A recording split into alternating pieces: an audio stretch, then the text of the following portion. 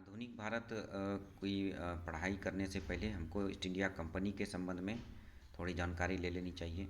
East India company की स्थापना 1600 ईस्वी में हुई थी, जो ब्रिटेन की महारानी एलिजाबेथ टेलर थी, उसके द्वारा इसकी स्थापना की गई थी। यह एक व्यापारिक कंपनी था मूलतः प्रारंभ में।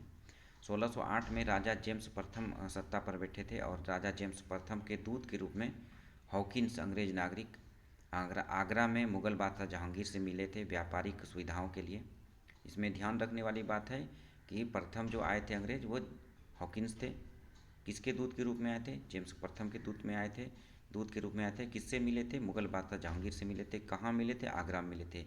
ये सभी फैक्ट से पूछे जाते हैं।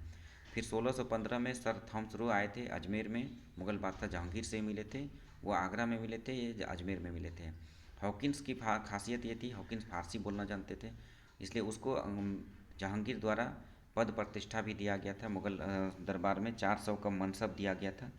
पहला कारखाना इनके द्वारा सूरत में खोलने का प्रयास किया गया था, जो कि पुर्तगालियों के विरोध के कारण असफल रहा।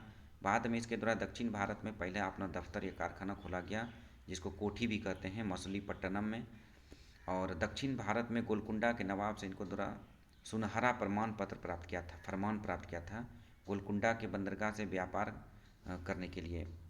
मद्रास में इसके द्वारा सेंट जॉर्ज किला का निर्माण कराया गया था और कलकत्ता में फोर्ट विलियम किला का, इसको भी याद रखने की ज़रूरत है।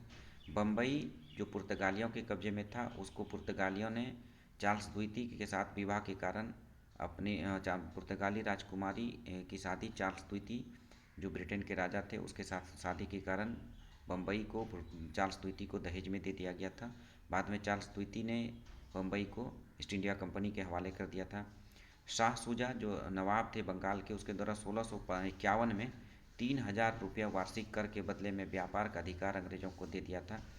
लेकिन जब औरंगज़ेब सत्ता पर बैठे तो औरंगज़ेब से टकराव के कारण उसको औरंगज़ेब ने उसका दमन कर दिया था और उसके सभी व्यापारिक जो सुविधाएं थी उसका भी उसने प्रतिबंध लगा दिया था।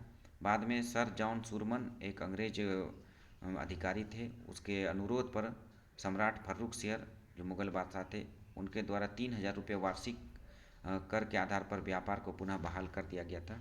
तो ये सब तथ्य थे कुछ ईस्ट इंडिया कंपनी से संबंधित। अब आगे जानेंगे इसकी आगे की गतिविधि के बारे में।